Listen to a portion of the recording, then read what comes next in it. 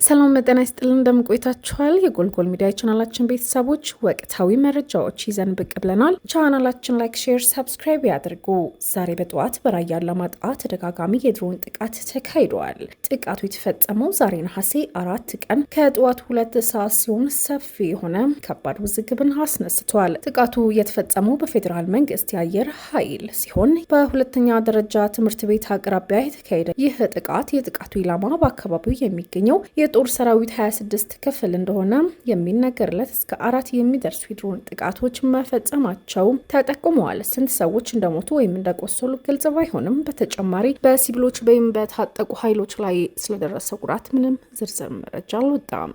ጥቃቱ ከተፈጸመ በኋላ አንድ ድሮን በአካባቢው መብረርም ቀጥሏል። ሰፊ ወታደራዊ እንቅስቃሴም እየተደረገ ነው። በራያ አላማጣ 4 ጊዜ ድሮን ጥቃት መፈጸሙ ውዝግብ ያስነሳ ሲሆን ጥቃቱ የተፈጸመው የህወሓት ታጣቂዎች በመሳሪያ ሲቀባበሉ ነው የተባለ ሲሆን ጥቃቱ በዛሬው ዕለት መካሄዱም አካባቢው በራያ አላማጣ ወረዳ የመረዋ ንዑስ ወረዳ ተደጋጋሚ የድሮን ጥቃት መፈጸሙ የአካባቢው ነዋሪዎችም ተናግረዋል። እንደ አካባቢው ምንጮች ገለጻ ጥቃቱ በመረዋ ሁለተኛ ደረጃ ትምህርት ቤት አካባቢ የሚንቀሳቀሰው አርሚ 26 በሚባለው የህወሓት ታጣቂዎች ላይ ነው የተባለ ሲሆን ጥቃቱ በታጣቂዎች ላይ ጉዳት አስከትሏል። የተጎዱ ታጣቂዎች ወደ አላማጣ ለሕክምና እየተወሰዱ ናቸው። ስለ ጥቃቱ ወይም ስለ ጉዳቱ ከፌዴራል መንግስት ክልል የተሰጠ ይፋዊ መግለጫ የለም። ጦርነቱ የተጀመረ ሲሆን በራያ አዘቦና መሆኒ እየተንቀሳቀሰም እያደገ ነው። ዛሬ በመሆኒ ከተማ በተካሄደው ስብሰባ አዳዲስ የጦርነት ዝግጅቶችም እየተደረጉ አስገዳጅ የሆነ ትዕዛዝ ተላልፏል። ሰፊ የሆነ ስብሰባ የተደረገ ሲሆን ዝርዝር የአመራር ድልድልም ታይቷል። በደቡብ ዞን ተወካይ ዝናቡ ገብረመድህን የተባለው በተመራው በዚህ ስብሰባ በአራት ግንባሮች የተከፈለው ይህ ኃይል ራያ አዘቦን፣ ራያ ጨርጨርና መሆኒ ከተማን በአንድ ግንባር ስር አዋህዷል። ይህ ጠቅላይ ግንባር የቡድኑ ጸጥታ ኃላፊ ነኝ የሚለው አሰፋ ብርሃ የተባለው የራያ አዘቦ ወታደራዊ እንቅስቃሴ የዞኑ ምክትል ጸሐፊ ኃላፊ ማህሪ ተስፋ የተባለ የመሆኒ ከተማ ደግሞ የቡድኑ ምክትል የፕሮፓጋንዳ ኃላፊ ዘነቡ እንዲመራው የተመደበ ሲሆን በስብሰባው የተላለፉ 8 የሆኑ አስቸኳይ አስገዳጅ ትዕዛዞችም አይተዋል።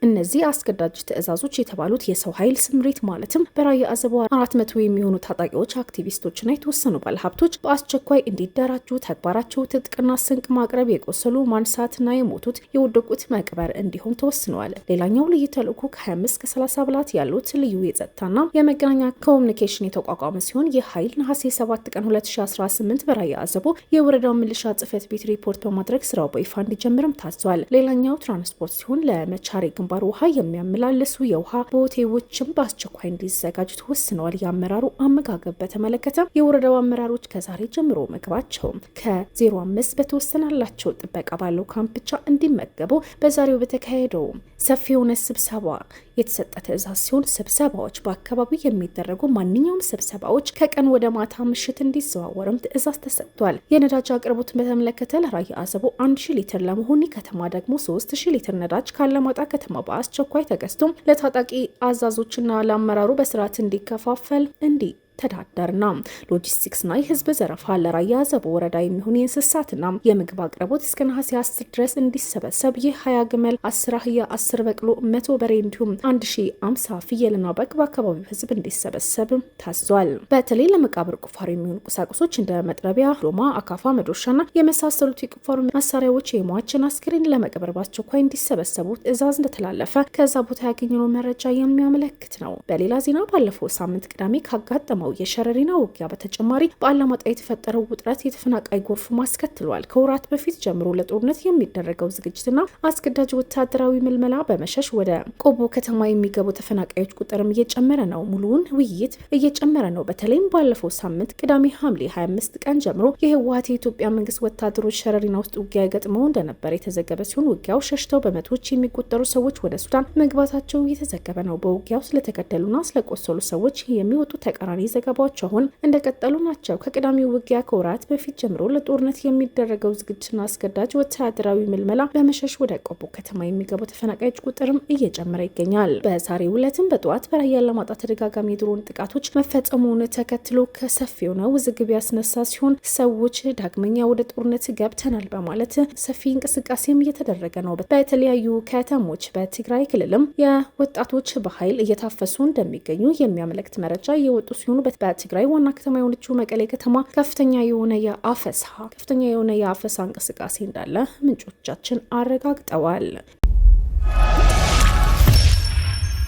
የትግራይ ክልል ሰብአዊ መብት ተሟጋች ጥቁር አሸንዳ የሚል ዘመቻ ጀመሩ። በትግራይ ክልል የሚንቀሳቀሱ የሰብአዊ መብት ተሟጋች የማህበራዊ ሚዲያ ተጠቃሚዎች ጥቁር አሸንዳ የሚል የኦንላይን ዘመቻ መጀመራቸው ተገልጿል። ዘመቻው ለወይዘሪት ዘውዱ ሀፍቱ ፍትህ እንዲሰጥ የሚጠይቅ ሲሆን ሴቶች ጥቁር የአሸንዳ ባህላዊ አልባሳት ለብሰው ፎቶግራፋቸው እየለጠፉ ናቸው። በአሸንዳ በዓል ወቅት ሴቶች ደማቅ ቀለማት ያላቸው ባህላዊ አልባሳት ለብሰው መታየት የተለመደ ቢሆንም አሁን ግን ጥቁር ቀለም ያላቸው አልባሳት በመልበስ ዘመቻቸው በማከናወን ላይ ናቸው። ሴቶቹ እነዚህ ፎቶዎች የሚለጥፉት #ብላክ አሸንዳ በሚል ሲሆን አብዛኛው በዘውዱ ሀፍቱ ግድያ ትክክለኛ ፍትህ እንዲረጋገጥ የሚገልጹ ጽሁፎች አስፍረዋል። ይህ ዘመቻ የተጀመረው በወጣቷ ዘውዱ ግድያ ተጠርጥረው እድሜ ልክ ተፈርዶባቸው የነበሩ 2 ተከሳሾች በዚህ ሳምንት በነጻ መሰናበታቸው ተከትሎ ነው።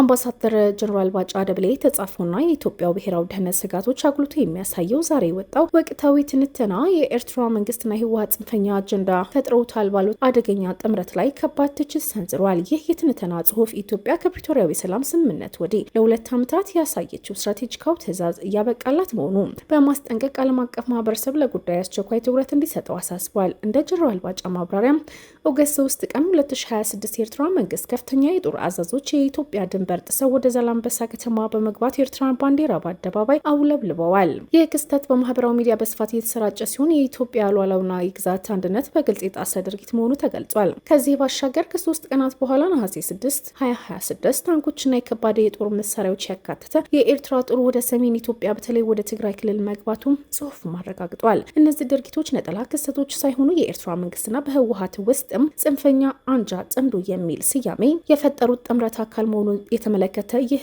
የህወሓት አንጃ በፌዴራል መንግስት ላይ ወታደራዊ ጥቃት ለመክፈት ዝግጁነት ማጠናቀቁ በአደባባይ ያወጀ መሆኑንና የውጭ ኃይሎች ድጋፍ እንደ ፖለቲካ የህልውና ዋስትና እየቆጠረ ይገኛል ይላሉ። በተጨማሪም አምባገነናዊና ወታደራዊ የማስገደድ ዘዴዎች በስፋት በመጠቀም እንዲሁም የትግራይ ተወላጆች በሱዳን ጦርነት ውስጥ እንደ ቅጥር ነፍሰ ገዳይ በመሸጥ የህዝብ ደህንነትና መብት ክፉኛ አደጋ ላይ ቀጥሏል ተብሏል። ኢትዮጵያ ቀጠናዊ አለመረጋጋት በማስቀረት ስትል ላለፉት 2 ዓመታት ከባድ ስትራቴጂካዊ እርጋታ መርጣ ቆይታለች። የካቲት 2026 በኢፌዴሪ የውጭ ጉዳይ ሚኒስቴር በኩል የተላከው ይፋዊ የውይይት ጥሪ ጨምሮ በርካታ የዲፕሎማሲያዊ መፍትሄ ጥረቶች በአስመራ ውድቅ ተደርገዋል። ምንም እንኳን የአውሮፓ ህብረት ያወጣው መግለጫና አሜሪካ በህወሓት ጽንፈኛ ላይ የጣለችው ማዕቀብ በጎ ጅምሮች ቢሆኑም እርምጃዎች በአስመራ ሆነ በትግራይ ባሉ ተላላኪዎች ላይ ተጨባጭ የባህሪ ለውጥ አላመጡም። በመሆኑ የኢትዮጵያ መንግስት ብሔራዊ ደህንነት ሉዓላዊነቱና የግዛት አንድነቱ እየረገጠ ላልተወሰነ ጊዜ ትዕግስት ሊመርጥ እንደሚችልም ጀነራሉ አስረግጠዋል። የኤርትራ ፕሬዝዳንት ኢሳያስ አፈወርቂ ኢትዮጵያን የማዳከም የመከፋፈልና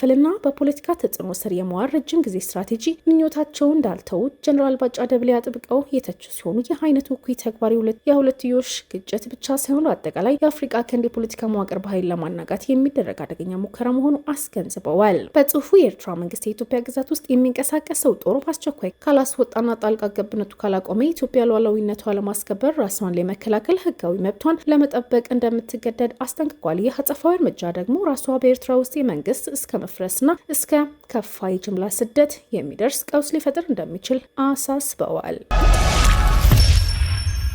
ለወራት ያህል በውዝግብ ውስጥ የቆየው አንበሳ ባንክ ጠቅላይ ጉባኤ አካሂደዋል። በትላንትናው ዕለት በአዲስ አበባ በሚገኘው አድዋ መታሰቢያ ሙዚየም በተከናወነው በዚህ ጉባኤ አዳዲስ የዳይሬክተሮች ቦርድ አባላት ተመርጠዋል። ባንኩ የዛሬ 9 ወር ገደማ ባካሄደው ጠቅላይ ጉባኤ ዳይሬክተሮች ቦርድ አባላት መምረጡ የሚታወስ ነው። ይሁንና የምርጫው ውጤት ተከትሎ የተወሰኑ የባንኩ ባለ አክሲዮን ለብሔራዊ ባንክ ቅሬታ ማስገባታቸው ተከትሎ ብሔራዊ ባንኩ ምርመራ አድርጎ ነበር። በምርመራው ለቦርዱ አባላት መካከል አለመግባባት መኖሩ መረዳቱ ጠቅሶም ይህን የባንኩን ህልውና አደጋ ውስጥ የሚከት የባለ አክሲዮኖች ፍላጎት የሚጎዳ ነው በሚል ድጋሚ ምርጫ እንዲከናወን መምሪያ መስጠቱ መዘገባችን አይዘነጋም። የትላንትናው ጠቅላይ ጉባኤ የተከናወነው ከዚህ በመነሳት ሲሆን በጉባኤው በተደረገው ምርጫ ከ9 ወር በፊት ተመርጠው የነበሩ 11 የዳይሬክተሮች ቦርድ አባላት ከኃላፊነታቸው ተነስተው በምትካቸው አዳዲስ ተመርጠዋል። ከአዳዲሶቹ የቦርድ አባላት መካከል 8ቱ ባለአክሲዮኖች መካከል የተመረጡ ሲሆኑ እነሱም መኮንን ገብረዋህድ ጸበል፣ ሀዱሽ ካሳይ ገብረ ሚካኤል፣ ግዛው አማረ፣ ካሳይ ኃይሌ፣ ቴድሮስ አማረ፣ መኩሪያ አለማየሁና የባንኩ የብድር ክፍል ኃላፊ ፌቨን ቢኒያም ናቸው። ናቸው። ገለልተኛ የቦርድ አባል